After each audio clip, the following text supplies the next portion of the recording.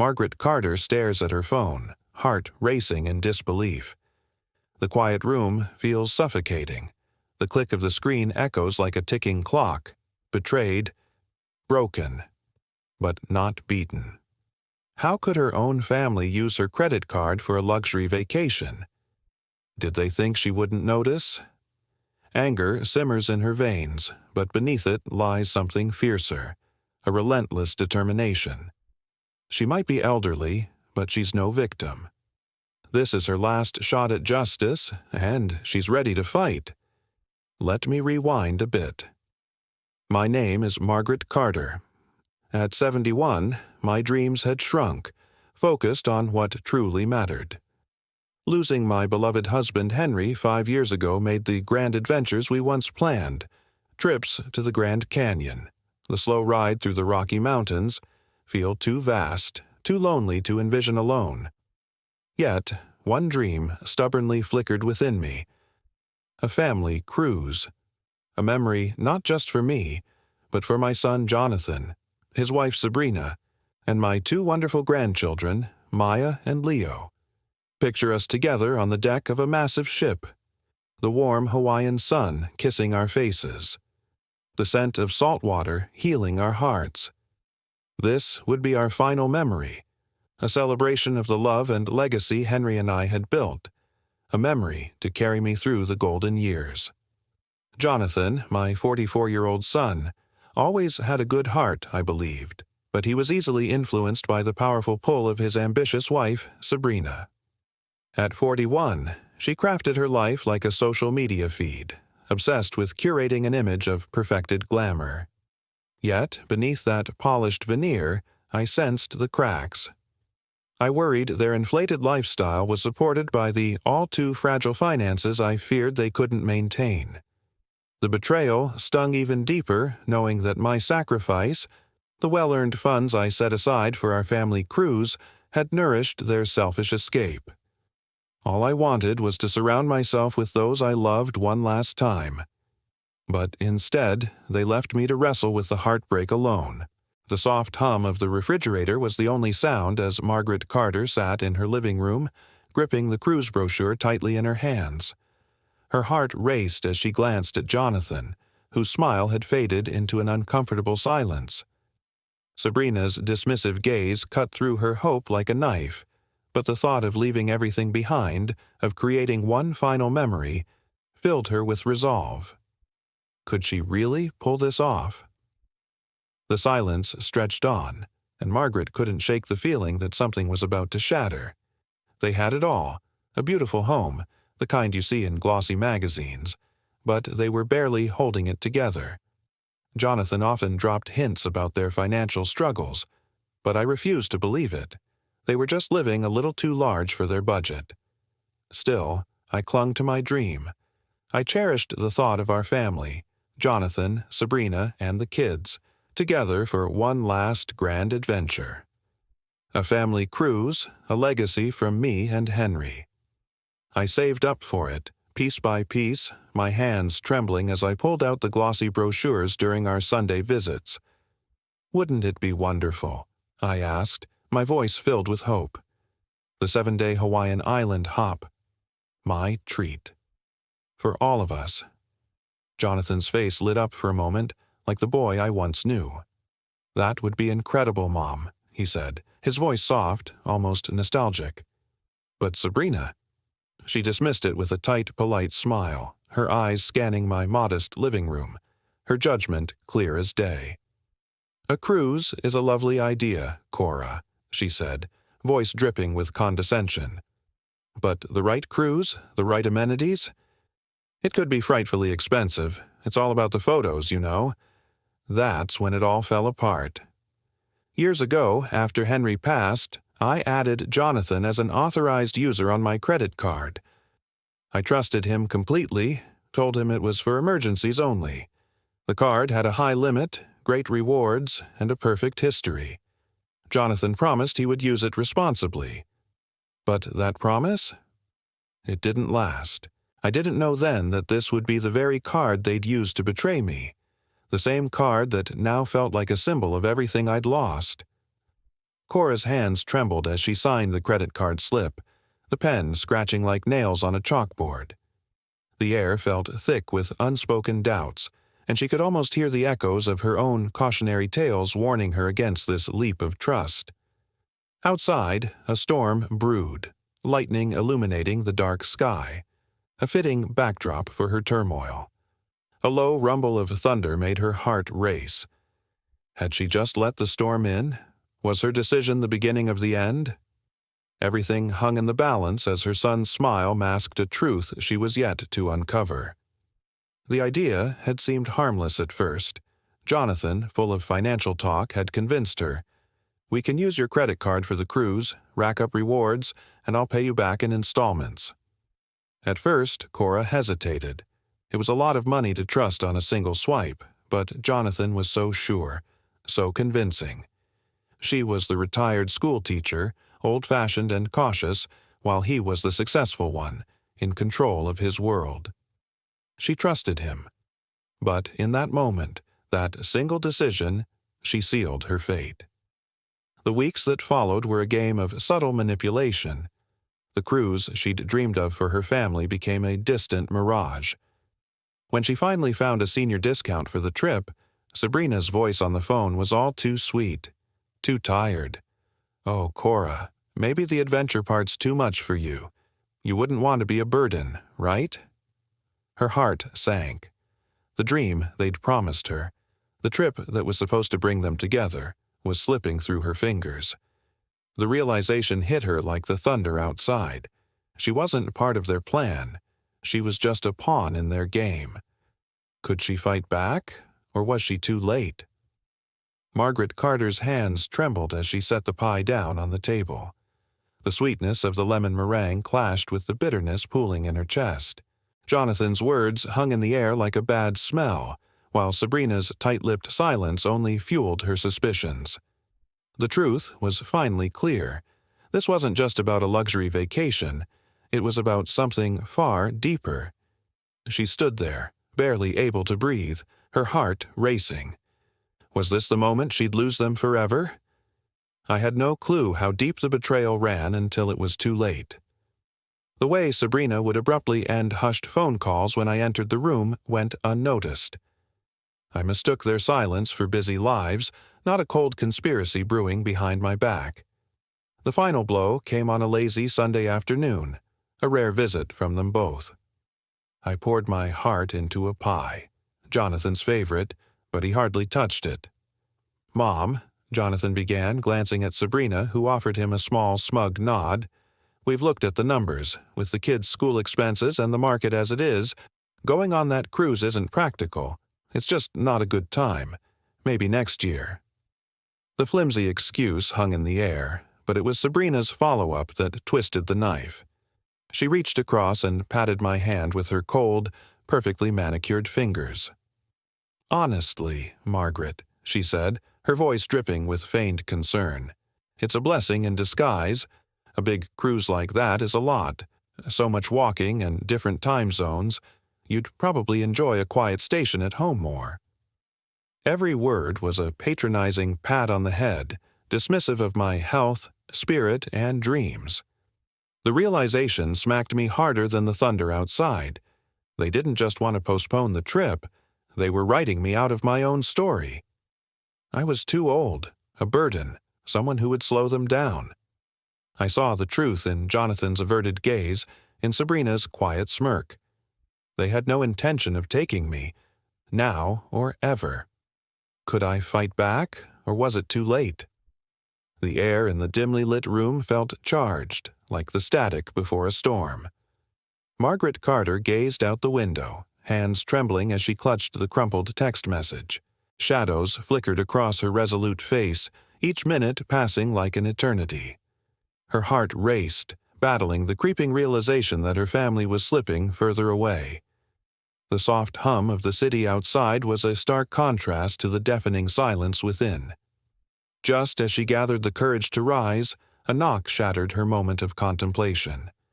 Who could it be? Was it a friendly face or another heartache waiting to unfold?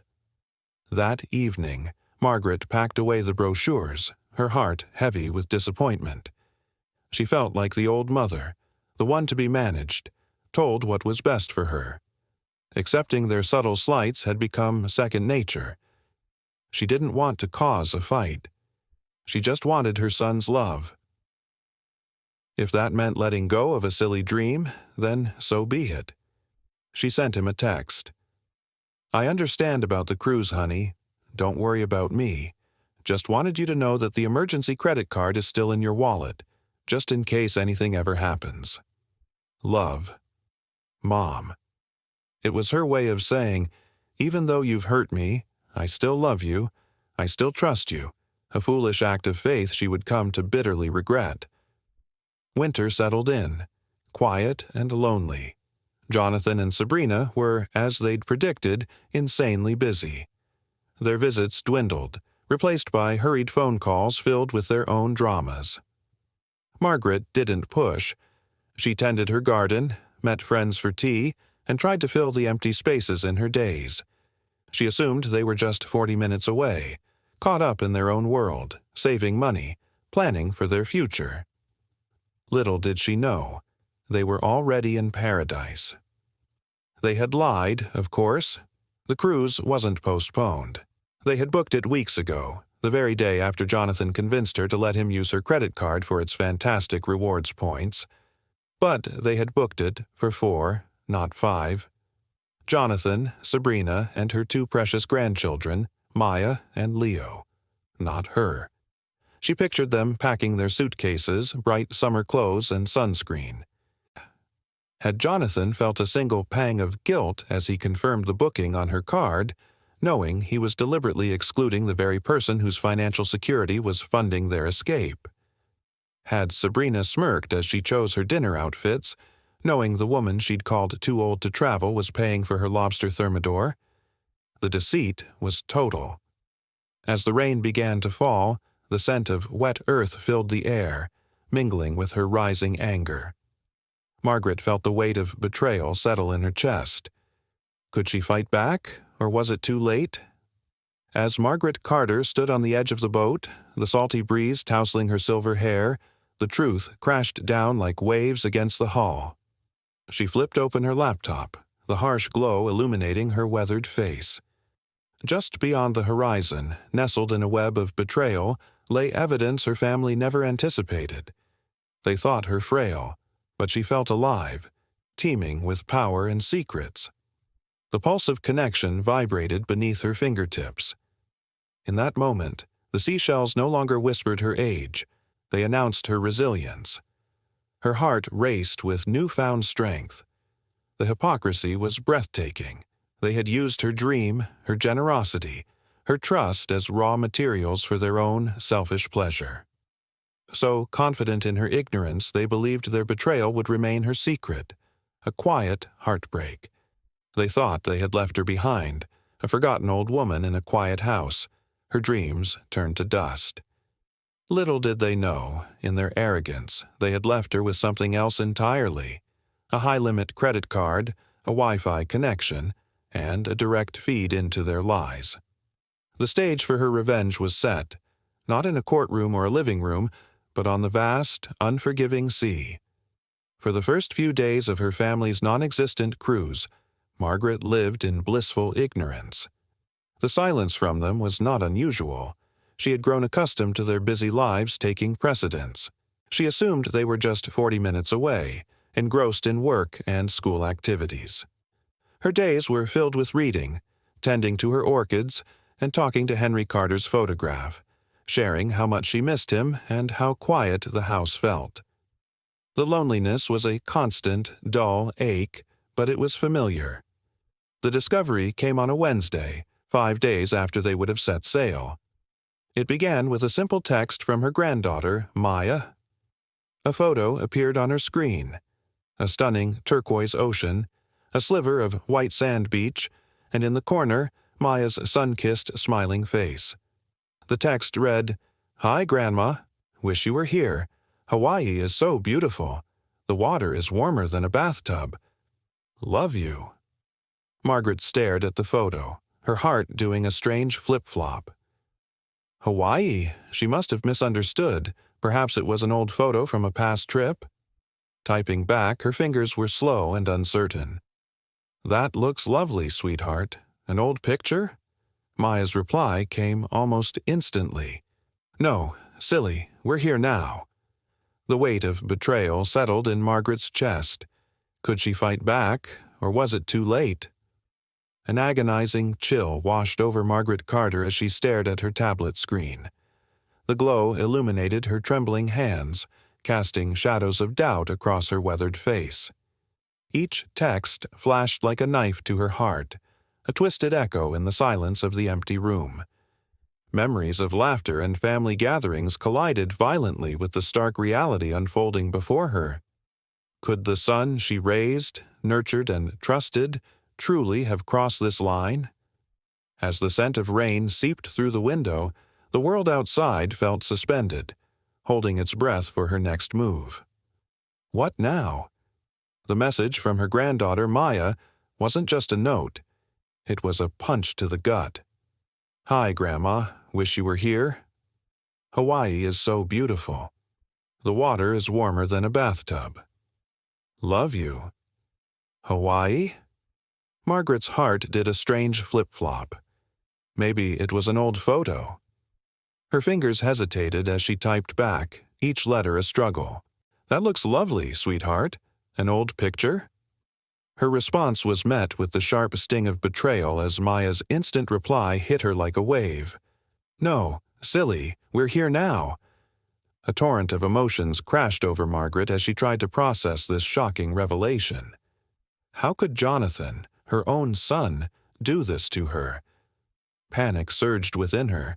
A sickening dread crept up her spine. She stumbled to the living room, desperation fueling her actions. Collecting her resolve, she grabbed her tablet again, hands shaking so badly it took 3 tries to type in her password. She opened her web browser, heart pounding, dread mixing with disbelief as she navigated to her credit card company's website. The chaos in her mind spun into focus as she logged in. What lay before her tilted her world on its axis. A lengthy list of charges marking her son's betrayal. The first entry sent her gasping. 5 figures for a Royal Hawaii luxury vacation. They were living a lavish life at sea, fully funded by the savings she'd worked her entire life to secure. Each line of the transaction list felt like another stab to her heart. Expensive cocktails at the bar, souvenirs from the islands, a couple's massage, all paid for with her hard-earned money. In the quiet of her home, while she had been alone, they were enjoying paradise, without her. The mere thought churned in her stomach. How could she ever trust again? With every revelation, Margaret steeled her resolve. This was about more than the money. It was about standing up for herself. She wasn't just the naive, forgotten mother they thought she was. No, she was a warrior, and this betrayal would not be the end of her story. With newfound determination, she plotted her comeback, ready to reclaim her dignity in a world that had tried to silence her. The humiliation washed over me, a wave of heat that left me breathless. I remembered Sabrina's condescending smile when she insisted a vacation would be too much for me. Jonathan, with his lying eyes, had feigned concern about our finances. They'd played me for a fool, an elderly woman whose dreams were ripe for the taking. They thought they could sail off into the sunset, leaving me behind, discarded.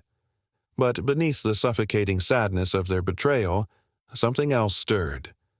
A cold, sharp realization ignited within me. I was more than just an old lady. I was Margaret Carter, a woman fiercely wronged.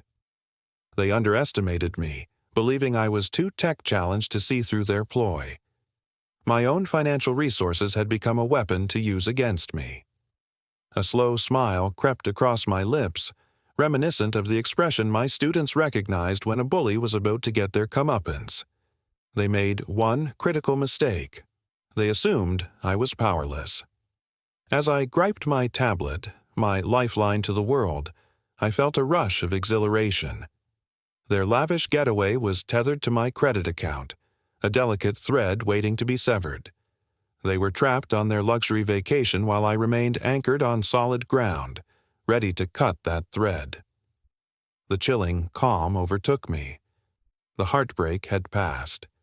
I was left with a landscape of pure resolve. The tears had dried, and sorrow had no place in my strategy. My plan was brewing, dense with determination.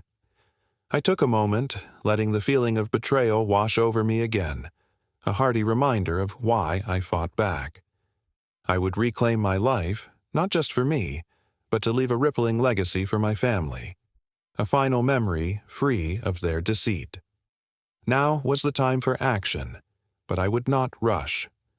I had learned patience over the years, and I would use it wisely. With each keystroke on my tablet, I envisioned the future. Not one defined by their lies, but one filled with laughter, love, and the strength of a woman refusing to be silenced. No longer just a target, I was the architect of my own destiny. This time, the story would be mine to tell. My anger wasn't a sudden explosion, it was a relentless tide, rising steadily, unstoppable. I opened my old ledger, my fingers steady as I began to document every betrayal. The date and time of Maya's revealing text message flowed onto the page. I meticulously copied each fraudulent charge from my financial records: the hefty payment to the cruise line, the extravagant bar tabs, the jewelry splurge in St. Martin, the dolphin encounter fee. I was building my case, not just for my own heart, but for the confrontation that loomed ahead. Their arrogance was staggering. They thought I was just a relic, a woman lost in the past, still balancing her checkbook with a pencil. They had forgotten that I was the one who taught Jonathan how to use his first computer. I had spent years integrating technology into my classroom. I wasn't a digital native, but I was far from a fool. Their condescending ageism had led them to make a fatal mistake. My plan was simple, elegant in its cruelty, and it required just one thing: patience. Right now, they were likely lounging by the pool, sipping piña coladas, blissfully unaware of the storm brewing back home. Their onboard account was linked directly to my credit card. Every drink, every souvenir, every extra scoop of ice cream was racking up a bill that would be settled at the end of their voyage. If I canceled the card now, chaos would ensue, but it would be contained. The ship's purser would inform them of the issue, and Jonathan, in a panic, would likely call me, maybe even scrape by with his own cards. But that wasn't good enough. I needed to make a statement. I wanted them to feel the weight of their betrayal, to understand the depths of my resolve. I took a deep breath, letting the scent of fresh ink mingle with the dust of forgotten memories. Outside, the world moved on, oblivious to my ocean of struggle. My heart pounded against the weight of hidden truths. As I closed the ledger, a notification sound from my phone made my stomach drop. Was it another lie, or a chance to confront the very betrayal that had twisted my family into strangers? I stared at that screen, grappling with the storm inside me. This was my moment. I would reclaim my life, not just for me, but to leave a legacy free of their deceit. I envisioned a future filled with laughter, love, and the strength of a woman refusing to be silenced. No longer just a target, I was the architect of my own destiny. This time, the story would be mine to tell. My revenge was a dish best served ice cold. I'd spent weeks planning, perfecting this intricate scheme. Under my watchful eye, my family had embarked on what had once been a dream cruise we were supposed to share, a luxurious vacation in Hawaii. Now, they were trapped in paradise, lighthearted and oblivious to the storm brewing back home. I stared at the cruise itinerary on my trusty tablet. It was brilliant. Days at sea, a beautifully crafted prison where they'd basked in the sun, sipping cocktails, while I nursed wounds deeper than any sunset could heal. They'd run up a staggering bill on my dime, enjoying every single moment of their betrayal, but the final days would be the trap. Oh, the thought sent a thrill through me. In those last 2 days, their enjoyment would reach its peak, and that's when the knife would drop. My hands crafted a meticulous list of their fraudulent charges, each entry a reminder of their betrayal. I could almost hear the soft rustle of leaves outside my window, whispering encouragement. A few strategic phone calls later, I had blocked Jonathan's number, ensuring my communications would remain in my control. Power surged through me as I mapped out my every move. No longer merely the heartbroken mom, I was a strategist now. Each click of my mouse, each word in my ledger was a reclaiming of myself. Oh, how I relished in that thought. The quiet grandmother in a cozy living room, soon to be the unseen captain of their financial chaos. Friday afternoon, a perfect day. I knew they were lounging somewhere between the last port and their final destination. That was my cue. The stage was set. With a deep breath, I braced myself for the fallout. Would they realize the storm that awaited them? Would they feel the weight of their choices pressing down, like a rain-soaked sky ready to burst? The warmth of nostalgia clashed violently with the chill of reality. Once we had shared laughter and love, the kitchen filled with the scent of apple pie. And now my heart quickened. This was my moment to reclaim my life, for me, and for the legacy I'd leave behind. No longer a target, but the architect of my own future. Today, the story was mine to tell. I brewed Cora sat silently by the window, gazing out at the vibrant sunset that painted the Hawaiian sky. But beneath the surface of tropical paradise lurked a crushing truth. Her family was nowhere to be found, consumed by their own pleasures while she fought her battles alone. The taste of betrayal lingered in her mouth like bitter salt water. As the evening unfolded, the atmosphere buzzed with laughter and clinking glasses. Yet Cora's heart raced at the sound of hushed voices.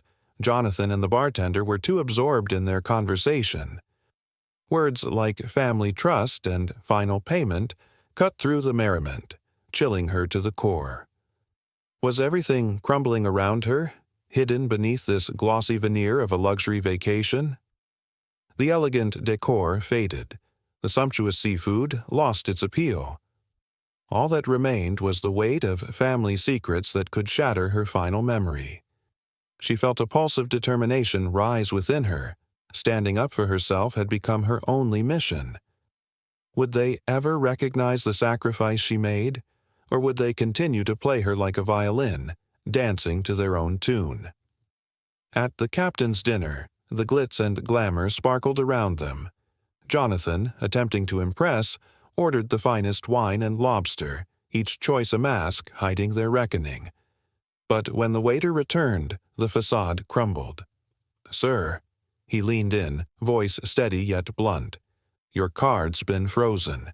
Cora could envision the moment. The blood draining from Jonathan's face, the panic igniting in Sabrina's eyes. Their world of sophistication was collapsing with every word. Would they finally grasp the gravity of their choices, or would desperation lead them to deeper deceit? Cora smiled to herself, a brimming wave of bravery flooding her heart. This was her final family memory, one crafted with hope, honesty, and the truth that had lingered too long in silence. All those years of feeling small faded, and in their place a renewed sense of purpose emerged. No longer a bystander, she would reclaim her story. Would they choose to rise or fall together with her? The answers were about to unfold before her, filled with raw emotion and truth. He explained it all in calm, measured tones. Their card was frozen, their entire luxury vacation account for bar tabs, spa treatments, casino losses, everything was now due immediately. No valid payment method meant they were cashless castaways on a floating island of opulence. Could you hear it? The frantic whispers rising in their cabin. Jonathan, seething, pointing fingers at Sabrina for her splurging. Sabrina, her voice a harsh whisper, retaliating that his failures had led them here. Trapped in the middle of the Atlantic, a full day away from land. There were no ATMs in sight, no friendly bank ready to wire funds. They were utterly at the mercy of the cruise line, their dignity stripped away in an instant. Imagine that humiliating call to the purser's office, begging for mercy, possibly signing a note against future earnings, all under the watchful, judgmental eyes of the ship's staff. Every meal would become a negotiation, every drink a humbling reminder of their folly. Their grand getaway from their mother, the one they'd tossed aside, had morphed into a gilded prison, a floating reminder of their greed. Meanwhile, in my quiet living room, I sipped my tea. A fraud alert email from my credit card company flashed on my screen, confirming the freeze. The recent declined charges at a luxury retailer and the bar on board echoed in my mind. A small, satisfied smile crept onto my lips. Did I need to see their panic? No, I could feel it, a delightful tremor cutting across the countless miles between us. The final part of my plan? Wait for the inevitable desperate call to the company. Their ship. The one trip Sabrina thought I couldn't handle. The one they took my grandchildren on without me, using my credit card, the one meant for emergencies, to fund their entire getaway. Yes, Jonathan, that's fraud. He started to bluster, the same old excuses spilling out. Mom, it was a misunderstanding. I was going to pay you back. It was just easier to use your card for the points. You're taking this all the wrong way. You're ruining our vacation. No, Jonathan. I cut him off, my voice now as hard as steel. You ruined your own vacation the moment you decided to lie to your mother and steal from her. You thought I was too old, too simple to notice. You underestimated me. And now, I added, savoring the finality of it, you are experiencing the direct consequences of your actions. You are a grown man of 44. You will have to figure this out for yourself. But how? He wailed, his voice cracking with self-pity. We have no money. We're stranded. What are we supposed to do? I don't know, Jonathan, I said, and for the first time, a genuine note of serenity entered my voice. That sounds like an emergency. I suggest you find a solution. You are always so good at that. With that, I hung up the phone. The following week must have been hell for them. They had to make a humiliating call to Sabrina's parents, begging for money to be wired to the cruise line to settle their enormous bill and book flights home. Their return wasn't triumphant. It was a shame-faced retreat. 2 weeks later, a different kind of call came. A man from the cruise line's corporate office, from their guest experience and security department, introduced himself. Mrs. Carter, he began, his voice professional and serious. We've concluded our internal investigation into the fraudulent use of your credit card for the booking made by your son. The weight of betrayal hung in the air, thick and suffocating. I could almost hear the rustle of leaves outside, a reminder of the world moving on while I stood firm. Would they finally understand the depth of their actions? Would they see the strength I had reclaimed? The truth was about to unfold, and I was ready to face it head-on. As the waves rolled beneath her, Margaret Carter stood on the deck of her luxury vacation, the salty breeze dancing through her silver hair. It felt like freedom, like the world had opened up just for her. With the sun dipping below the horizon, casting everything in a golden glow, she held the letter in her hands, her heart pounding. Around her, families laughed, their joy a jarring contrast to the whirlwind of betrayal she'd just faced.